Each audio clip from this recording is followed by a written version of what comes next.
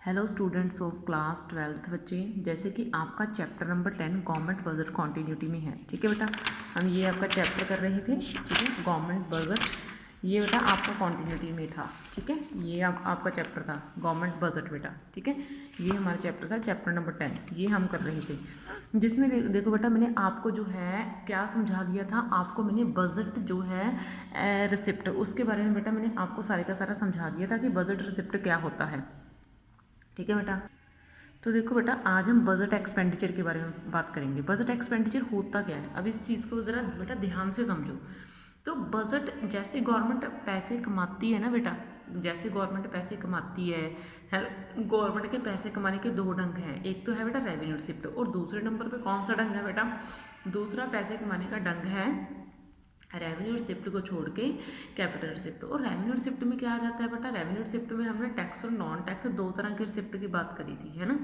तो बेटा अब हम क्या करेंगे, जो कैपिटल रिसिप्ट है बेटा, कैपिटल रिसिप्ट में हमने क्या पढ़ा था, लोन के बारे में पढ़ा था। तो आज बेटा हम बजट एक्सपेंडिचर के बारे में बात करते हैं। तो देखो बेटा बजट एक्सपेंडिचर में क्या है, तो budget expenditure refers to estimated expenditure of the government. Government का लगभग गिना मिना खर्चा होता है ड्यूरिंग द फिजिकल ईयर, कि एक साल के दौरान गवर्नमेंट जो भी खर्चा करती है बेटा उसको हम क्या बोलते हैं, बजट एक्सपेंडिचर बोलते हैं। ठीक है, एक साल के दौरान गवर्नमेंट ने जो भी खर्चा करा, मतलब जो भी गवर्नमेंट ने पैसा कमाया, चाहे वो रेवेन्यू रिसिप्ट के से कमाया, चाहे वो कैपिटल रिसिप्ट से कमाया, जो भी पैसा कमाया वो हम बजट एक्सपेंडिचर में काउंट करेंगे। ठीक है, जैसे आपने पढ़ा था कि बजट रिसिप्ट दो तरह की होती हैं, वैसे ही बेटा बजट एक्सपेंडिचर भी दो तरह के होते हैं। पहला है कौन सा, रेवेन्यू एक्सपेंडिचर, दूसरा कौन सा बेटा, कैपिटल एक्सपेंडिचर। अब आज हम बात करते हैं कैपिटल रेवेन्यू एक्सपेंडिचर के बारे में। रेवेन्यू एक्सपेंडिचर यानी कि टैक्स और नॉन टैक्स का पैसा, जो गवर्नमेंट टैक्स और नॉन टैक्स से पैसा कमाती है, एक्चुअल में वो पैसा जाता कहाँ पे, वो पैसा खर्च कहाँ पे होता है।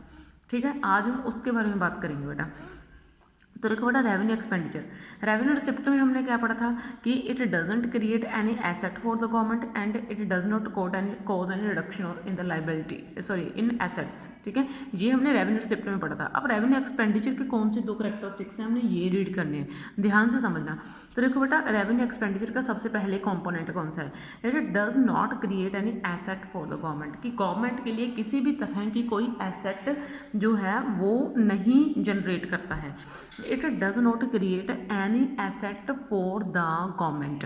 क्यों, क्योंकि देखो भाई रेवेन्यू का पैसा है, गवर्नमेंट ने रेवेन्यू से जो पैसा कमाती है, यानी कि टैक्स और नॉन टैक्स की वजह से जो पैसा कमाती है, वो पैसा जब गवर्नमेंट खर्च करती है ना, तो गवर्नमेंट को कोई फ़ायदा नहीं होता उस पैसे को खर्च करने का। ये चीज़ बोली गई है इस पहले पॉइंट में। अब आप बोलोगे कि फिर गवर्नमेंट पैसा खर्च क्यों करती है, अगर गवर्नमेंट का पैसे का फ़ायदा ही नहीं होता खर्च करने का, तो मैं आपको बताऊंगी वो मजबूरी होती है, गवर्नमेंट को खर्च करना ही पड़ता है भाई। तो it does not create any asset for the government, तो गवर्नमेंट के लिए किसी भी तरह की कोई भी एसेट जनरेट नहीं करते हैं रेवेन्यू एक्सपेंडिचर। ठीक है, यानी कि सरकार टैक्स और नॉन टैक्स की मदद से जो भी पैसा कमाती है, अगर वो खर्च करेगी तो गवर्नमेंट की कोई भी एसेट यानी कि किसी भी तरह की कोई संपत्ति जो है वो नहीं बनेगी। देखो फॉर एग्जांपल, अगर एक्सपेंडिचर बाय द गवर्नमेंट, की गवर्नमेंट एक्सपेंडिचर कर रही है, अगर अपने बुज़ुर्गों को, हमारे जो कंट्री के बुज़ुर्ग हैं उनको ओल्ड एज पेंशन दे रही है, हमारे जो गवर्नमेंट एम्प्लॉयज़ हैं उनको सैलरी दे रही है, और जो होशियार बच्चे हैं उनको स्कॉलरशिप दे रही है, इस पैसे से जो टैक्स और नॉन टैक्स की वजह से गवर्नमेंट पैसा कमाती है ना, उस पैसे का गवर्नमेंट ये कर रही है, are to be treated as revenue expenditure. तो ये गवर्नमेंट का क्या हो जाता है, रेवेन्यू एक्सपेंडिचर हो जाता है। बिकॉज क्यों, क्योंकि इससे गवर्नमेंट को कोई भी संपत्ति नहीं बनती। ठीक है ना, क्योंकि जब गवर्नमेंट पेंशन देती है तो गवर्नमेंट एम्प्लॉयज़ को सैलरी देती है, तो इससे गवर्नमेंट को कोई फ़ायदा तो होता नहीं है। ठीक है ना, बदले बस ये है कि सर्विस देते हैं, लेकिन गवर्नमेंट को कोई एसेट तो नहीं ना जनरेट होती। ठीक है ना, it does not cause any reduction in the liability of the government, और ऐसा भी नहीं है कि गवर्नमेंट की लाइबिलिटी में बिल्कुल भी कोई कमी नहीं आती, क्योंकि हमने टैक्स और नॉन टैक्स कवर, लाइबिलिटी यानी कि देनदारी गवर्नमेंट की कम नहीं होती। क्यों नहीं होती, क्योंकि देनदारी, किस चीज़ की देनदारी, लोन्स वगैरह, क्योंकि जो रेवेन्यू रिसिप्ट से कमाया हुआ पैसा है वो गवर्नमेंट ने लोन के रूप में वापस नहीं करना, यानी कि जो लोन ले रखा है उसकी भरपाई वो इस पैसे से नहीं कर सकती गवर्नमेंट। इस पैसे को सिर्फ और सिर्फ गवर्नमेंट किस चीज़ के लिए खर्च करती है, अपनी कंट्री के खर्चों के लिए खर्च करती है, अपनी कंट्री के अंदर जो गवर्नमेंट एम्प्लॉयज़ हैं उनकी सैलरी के लिए, होशियार बच्चों की स्कॉलरशिप के लिए, या फिर हमारे जो हैं अगर आप मैं बोलूँ तो डिफेंस परचेजेस वगैरह के लिए, कोई हथियार वगैरह खरीद लिए हमारी कंट्री के, यानी कि हमारी कंट्री के खर्चे के लिए खर्च किए जाते हैं ये पैसे, ठीक है ना। तो गवर्नमेंट इससे कोई भी लोन वगैरह पे नहीं करती। समझ में आ रही है बात मैं क्या बोल रही हूँ? इससे गवर्नमेंट किसी भी तरह का कोई लोन पे नहीं करती, ठीक है। तो it does not cause any reduction in liability of the government. तो गवर्नमेंट की लाइबिलिटी बिल्कुल भी कम नहीं होती है इससे, ठीक है। तो गवर्नमेंट की लाइबिलिटी इससे बिल्कुल भी कम नहीं होती है। तो देखो बेटा, expenditure by way of grant, ये देखो ग्रांट के द्वारा जो खर्च हो जाता है to the state government to cope with the natural calamity. मान लीजिए किसी स्टेट में कोई नेचुरल क्लाइमेटी आ चुकी है और उस स्टेट गवर्नमेंट को क्या मिलती है, ग्रांट मिलती है, ठीक है ना। Does not reduce financial ability of the central government. तो इससे सेंट्रल गवर्नमेंट को थोड़ी ना फाइनेंशियल जो है लाइबिलिटी खत्म हो जाएगी, ठीक है ना। तो वो तो उतनी ही रहेगी ना, तो वो तो नहीं ना कम होने वाली। मतलब इस चीज़ की एग्जांपल को छोड़ो, आप ये चीज़ बस ध्यान रखो कि जो रेवेन्यू एक्सपेंडिचर है, यानी कि रेवेन्यू से कमाया हुआ पैसा है, वो सिर्फ और सिर्फ अपनी कंट्री के अंदर खर्च करना है भाई, अपनी कंट्री के फायदे के लिए खर्च करना है। हमने और किसी चीज़ के लिए उस पैसे को खर्च नहीं करना है। तो देखो बेटा, तो ये मैंने आपको रेवेन्यू एक्सपेंडिचर पढ़ा दिया है। अब देखो बेटा, रेवेन्यू एक्सपेंडिचर में आगे जो है ना हम दो बातों की बात करते हैं, ठीक है। रेवेन्यू एक्सपेंडिचर हम इनकी बात करते हैं। तो सबसे पहले इंपॉर्टेंट आइटम्स जो है रेवेन्यू एक्सपेंडिचर की, ठीक है ना। जो इंपॉर्टेंट आइटम्स है रेवेन्यू एक्सपेंडिचर की वो क्या है, ठीक है ना। मतलब गवर्नमेंट रेवेन्यू से कमाया हुआ पैसा इन 4 चीज़ों के ऊपर खर्च करती है। पहला, wage bill of the government, government अपने बिल वगैरह पे करती है, ठीक है। और इंटरेस्ट पेमेंट्स, यानी कि गवर्नमेंट ने जो भी कैपिटल उधार ले रखी है उसके इंटरेस्ट, उसका इंटरेस्ट रेवेन्यू में से जाता है। एक्सपेंडिचर ऑन सब्सिडीज, जो भी किसी कंपनी किसी फैक्ट्री वगैरह को सब्सिडी चाहिए तो वो यहाँ से दी जाती है, गवर्नमेंट देती है। डिफेंस परचेजेस, जो भी हमने हथियार वगैरह खरीदने हैं अपनी कंट्री के बचाव के लिए, वो भी इसकी मदद से खरीदे जाते हैं, ठीक है। समझ में आई बेटा आपको बात? तो इस तरीके से गवर्नमेंट जो है रेवेन्यू एक्सपेंडिचर करती है। अब हम बेटा कैपिटल एक्सपेंडिचर की तरफ बढ़ते हैं। तो देखो बेटा, कैपिटल एक्सपेंडिचर जो गवर्नमेंट का है वो इस तरीके का खर्च होता है जिससे ये दो विशेषताएं झलकती हैं। पहली विशेषता क्या है, it create asset for the government. Government जो भी दूसरी कंट्री से पैसा लेगी, लोन वगैरह लेगी, तो भी से कोई भी बंदा लोन क्यों लेता है भाई, बहुत ज़्यादा मजबूरी में लेता है, जब उसको कोई चीज़ बनानी होती है, उसको कोई उस पैसे की बहुत ज़्यादा नीड होती है ना, तभी लेता है ना। वैसे ही हमारी गवर्नमेंट क्या पागल है भाई, वो भी तो तभी लेगी ना पैसा जब उसको नीड है, ठीक है।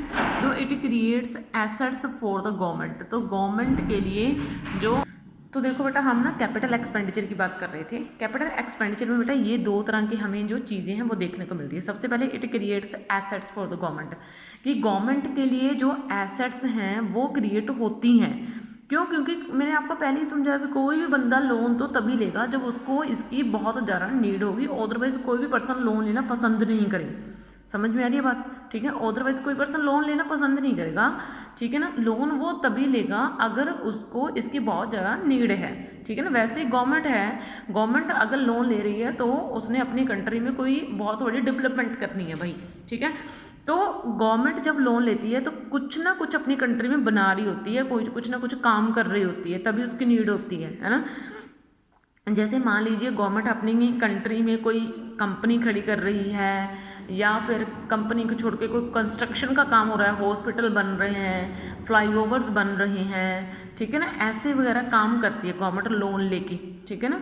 तो it create asset for the government. ये देखो इक्विटी ऑफ द डोमेस्टिक और मल्टीनेशनल कॉर्पोरेशन, ये देखो ये जो है लोन कहाँ से लिया जाता है, ये डोमेस्टिक अपने कंट्री से अंदर से भी लिया जा सकता है या बाहर से भी लिया जा सकता है, ठीक है।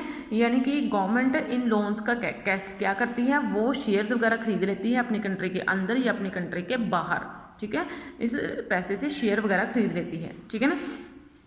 तो शेयर वगैरह खरीदना इस चीज़ की एग्जाम्पल है। अब देखो बेटा, it cause reduction in the liability of the government. Government की लाइबिलिटी में फ़र्क पड़ता है भाई, ऐसा नहीं है कि गवर्नमेंट की लाइबिलिटी में फ़र्क नहीं पड़ेगा, क्योंकि गवर्नमेंट जो है लोन जब लेती है, ठीक है ना, कई बार गवर्नमेंट का लोन हर बार कंस्ट्रक्शन वर्क का ऑब्जेक्टिव नहीं होता।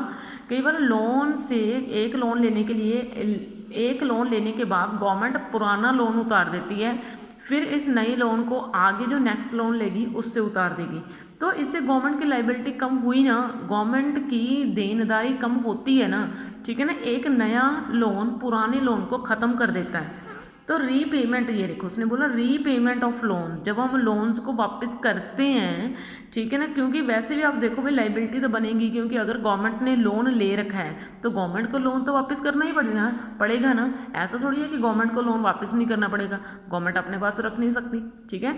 तो इससे गवर्नमेंट की लाइबिलिटी बनती है, गवर्नमेंट ने अगर लोन ले रखा है तो गवर्नमेंट को लोन वापस भी करना पड़ेगा, ठीक है। इस चीज़ का ज़रा ध्यान रखना।